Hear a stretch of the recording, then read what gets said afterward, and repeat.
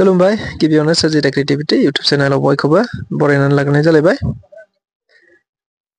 बडलेण्ड बुब्लिया सोरबा सासे इएमजों सामलायजादों। बडलेण्ड बुब्लिया आनपार्लियामेन्टारि वर्ड्सफोरखौ बाहायदों जायफोरखौ समाजाव बाहाया। बेनिखायनो बडलेण्ड बुब्लिखौ दायो रावबो मानसिफोरानो सैलिया। रन्जित बसुमतारी, गबिन्द बसुमतारी, बिटिआरनि प्रमद बर' लोगोसे दानि बिटिआर सरकारनि दैदेनगिरिफोरा एनडिएफबिनि सायाव इन्ट्रेस्ट होयैखायनो दायो मोनसे गोदान राजखान्थि आफाद जोनोम जादों आरो बे गोदान राजखान्थि आफाद जोनोम जानायनि दायनिगिरिया गुबैयै बिटिआरनि गाहाय मावफुं सोद्रोमा प्रमद बर', बारग' एनडिएफबि रन्जित बसुमतारी, बारग' एनडिएफबि गबिन्द बसुमतारी। बाथ्राखौ बुंथिनानै होदों इउथ बिपिएफनि आफादगिरि रिन्जय बर' बिथाङा। लोगोसेनो बिथाङा गोबांथार बाथ्रा बुंथिबावदों। थारैनो बिटिआरनि गोरोबथा बायदियै मोनसेबो दफाफोरा दायो जाफुङासै आरो मोनसेबो दफाफोर जाफुङैनि थाखायनो बिथांमोना दायो रायजो राजाफोरनि खाथियाव साफिनो हालिया। गहपुर सनितपुरा बिटिआरआव हाबगोन होनदों, नाथाय बोरै हाबगोन? पार्लियामेन्टारि बेयाव जेबो बिल गैया, एसेम्बलिनि बेयाव जेबो बिल गैया, ओरैनो खुगाजों बुंलाबायबानो जाया। थारैनो बिसोरो माब्रै हाबगोन बेनिबो जेबो गुदि खिथा जेबो बाथ्रा गैया, ओरैनो खुगाजोंल' बुंलाबायबानो जानाय नङा। इउपिपिएल राजखान्थि दोलोआ हारसिङै गेलेगोन ना मागोन बेखौ दाबो बिथांमोना रोखा खालामनानै हायाखै। बिजेपि दोलोआ दायो हारसिङै गेलेगोन आरो इउपिपिएल राजखान्थि दोलोआ दायो मोन 40 बियाबाव मोन 40आवबो जुदि बिजाथिफोर होयोबा साननानै लागोन इउपिपिएल राजखान्थि दोलोआ एनडिएनिफ्राय होखारजाबाय। बेफोर गोख्रों बाथ्राफोरखौ बुंथिनानै होदों बिपिएफनिनो इउथ बिपिएफनि दैदेनगिरि अदेबानि आफादगिरि रिन्जय बर' बिथाङा। मिथिनो मोननाय बायदिब्ला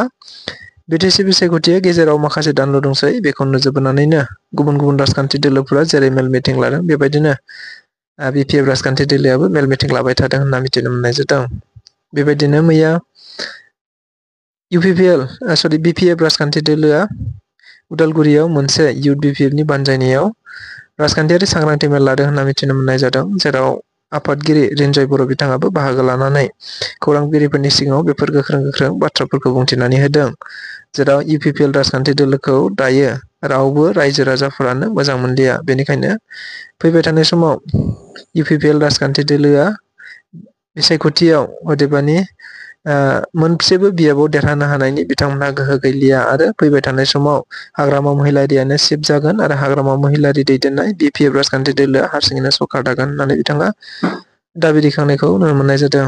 बेनि भिडिअ क्लिप्स दङ, नोंथांमोनहा भिडिअ क्लिप्सखौ नायोबा आरो रोखा जाबावगोन। बिथाङा गोबांथार बाथ्राखौ इउपिपिएलनि सायाव बुंथिदों, अदेबानि इउपिपिएल राजखान्थि दोलोखौ लोगोसे माखासे दैदेनगिरिफोरखौ बिथाङा सोंखारिनायखौ नुनो मोननाय जादों। स' नोंथांमोनहा भिडिअखौ नायब्लानो रोखा जागोन। दा एनडिएफबिनि प्रब्लेमा जोब्बायबा जेलनिफ्राय मानो गवाखै लिडारफ्रा? मानोथो अल्टारनेटिभ पार्टियाव बर'लेण्ड जोनोम जानो गोनां जाखो? बिथांमोना गबिन्द बसुमतारी बिथांमोन, फेरेंगामोन, प्रमद बर' बिथांमोना एनडिएफबिनि सायाव जेबो इन्टारेस्ट लायैनि थाखायनो बिथांमोननि प्रब्लेमखौ सल्भ खालामनो थाखायनोथ' दिनै गोदान मोनसे राजनैतिक पार्टि जोनोम जानो गोनां बाध्यसो जादों बिथांमोना। आरो बेनिखायनो आं बुंदों माने अल्टारनेटिभ पार्टि अफ बर'लेण्ड नामनि जि मोनसे गोदान माने पलिटिकेल पार्टि जोनोम जाबाय बिटिसिआव, बेनि सल रेसपन्सिबलानो जाबाय दानि रुलिं गभर्नमेन्ट। दिनै उदालगुरि जिल्ला इउथ बिपिएफनि मोनसे केबिनेट मिटिं जोंनि नैबे उदालगुरिनि अफिसाव जिरायदोंमोन आरो बावहाय जोङो फैबाय थानाय इलेक्सननि सायाव जोङो माखासे प्रिपारेसननि खोथा जोङो रायलायदों, समस्ति वाइज जों माबोरै खामानि मावगोन आरो इउथ बिपिएफ हिसाबै जोंनि रला मा जागोन बे खोथाखौ लानानै जोङो दिनै जोंनाव मोनसे केबिनेट मिटिं जादोंमोन आरो जोङो गुवार रोखोमै सावरायबाय आरो खामानि मावनायनि प्रि प्लेन माखासे जोङो हाबाफारि जों रनसायबाय आरोखि। बावहाय जोङो मोनसे कुइसन खालामनो नागिरदों आरो इउपिपिएल एबा प्रमद बर' बिथांखौहाय जे बिजेपिआथ' अलरेडि बुंखाबाय आरो आसामनि chief minister doctor Himanta Biswa Sarma साराथ' अलरेडि बुंखाबाय जे बिथांमोना जेराव बिजेपिनि माने संगठनिक भिटिया माने मजबुत जानानै दं बेफोरबायदि समस्तियाव बिथांमोना केन्डिडेट होगोन। दा जोंना कुइसना बेसो जे बिजेपिया जुदि 20टा गेलेयोबा नेक्स्ट 20टा बै बिजेपिया जेरावहाय माने केन्डिडेट दैखांगोन बै बिजेपिया केन्डिडेट दैखांनाय समस्तिफ्राव इउपिपिएलआ केन्डिडेट दैखांना दैखाङा जुदि इउपिपिएलआ केन्डिडेट दैखाङाब्ला जों बुजिना लागोन जे बै माने बिथांमोना बिजेपिजों बिथांमोना दासिमबो माने एलायन्सआव दङ जुदि केन्डिडेट दैखांजोबोबा इउपिपिएलआ जुदि 40टायाव 40टा केन्डिडेट दैखांबा जों साननानै लागोन बिथांमोननि गेजेरावहाय एलायन्स गैला बिथांमोना हारसिं इलेक्शन गेलेदों होनना जों बुजिगोन किन्तु चिफ मिनिस्टार साराथ' मोनसे खोथा स्पष्ट बुंदों जे जोङो माने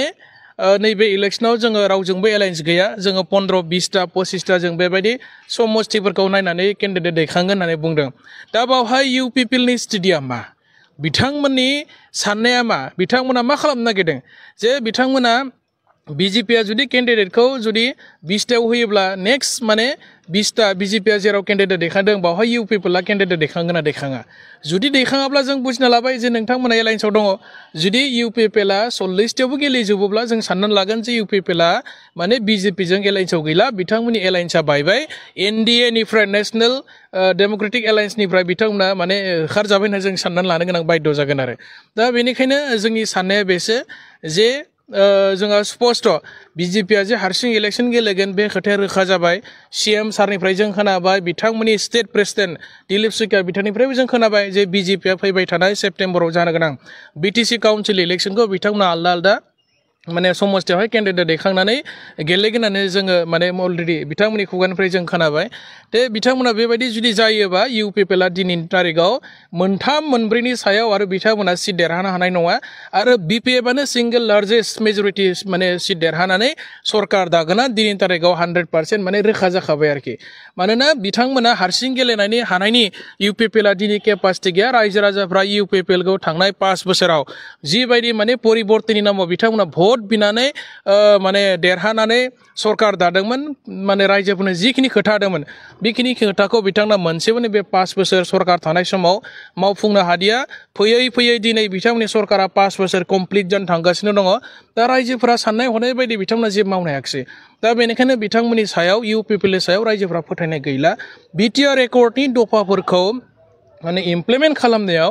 इउपिपिएलआ माने कमप्लिटलि फेल जाबाय जुदिও बिथांमोना सेन्ट्रेल स्टेटआव एलायन्सआव दङ थेवब्लाबो बिटिआर एकर्डनि मोनसेबो दफाया दिनैनि तारिखआव फुलफिल जायासै रायजोफ्रा आसा खालामदोंमोन नेदोंमोन 5 बोसोर एनडिबिफ्रा गावसोरनि रिहेबिलिटेसन मोनासै 4000 जन एनडिबिफोरनो माने रिक्रुटमेन्टनि बेबस्था खालामगोनदोंमोन बेबो जायासै 1500 कोटि थाखानि जि पेकेज एनडिबिफोरनि नामाव फैनाय बेखौबो मोननो हायाखै होननानै जों खोनादों आरोखि दा बिदिब्ला अबे मोनसेया मावफुंजाखो सिमा बारायनाया मा जाखो दा गहपुर ओनसोलाव थानाय बिश्वनाथ ओनसोलाव थानाय बर'फोरखौ बिथांमोना बिटिसिआव माने सोगोन होननानै बुंदोंमोन दिनैसिमबो सोनो हायाखिसै बिटिआर होननाय जिनिसखौनो बिथांमोना मोनसेबो दफा दिनैनि तारिखआव इमप्लिमेन्ट खालामनो हायाखिसै आरो बिटिआर होननाय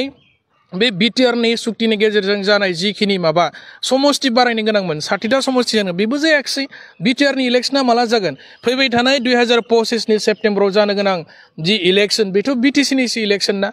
बिटिआरनि इलेक्शना माला जागोन माला बिथांमोना बिटिआर मुं लानानै इलेक्शन गेलेनो हागोन दा बेखौ आङो इउपिपिएलनि लिडारफोरनि सायाव सोंथि खालामदों बिथांमोना दिनै मोनसेबो गावसोरनि सुक्तिनि जि दफाफोर दंमोन मोनसेबो इमप्लिमेन्ट खालामनो हादिया 5 बोसोरा नायै नायै रायजोफ्रा नेयै नायैनो माने बारलांबाय आरो मावनो हानायनि जेबो सम गैला आरो बिसासा बेनिखायनो बिथांमोननि सायाव रायजोफ्रा फोथायनाय जेबो गैला आरो इउपिपिएलखौ दिनै बिटिसिनिफ्राय रायजोफ्रा बिदाय होनो थाखाय थियारि जाखाबाय अलरेडि माला मावखो बेथ' बिराद माने मिनिथावना खोथा माला माने सदियासिम माने बिटिसिआव हाबखो बा बिटिआर हाबखो सोर बुङा माला माने पार्लियामेन्टआव पास जाखो बेलाय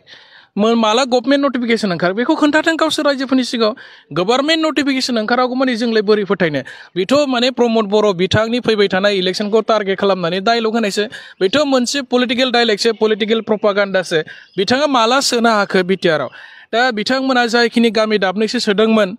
बेखौनो दिनै गभर्नमेन्ट नटिफिकेशन दिहुननो हायाखै बिथांमोननि थाखाय समस्ति जागोन ना जाया बा बिथांमोनखौ पासनियाव सोनाय जागोन ना रौतायाव सोनाय जागोन बिनि खुनु मोनसे क्लियार काट खोथा प्रमद बर' बिथाङा बुंनो हायाखै आरो बोरै सदियासिम सोनाय सिमा बारायनाय खोथा बुंलायखो बेथ' बिराद माने मिनिथावना जुदि सोदोंब्लाथ' पार्लियामेन्टआव बिल लाबोनांगोन ना आसाम केबिनेटआवबो पास जानांगोन बेयो दा ओरैनो बुंब्लाथ' जानाय नङा इलेक्शन फैनायखाय आरो बिदि गोदान खोथा दिहुनलायबाय दा एनडिपिनि प्रब्लेमा जोब्बायबा जेलनिफ्राय मानो गवाखै लिडारफ्रा मानोथ' अल्टारनेटिभ पार्टियाव बर'लेण्ड जोनोम जानो गोनां जाखो बिथांमोना दिनैनि तारिखआव आन्डार कम्पालसन जाना दङ पार्टि माने अल्टारनेटिभ पार्टिया बिथांमोना गबिन्द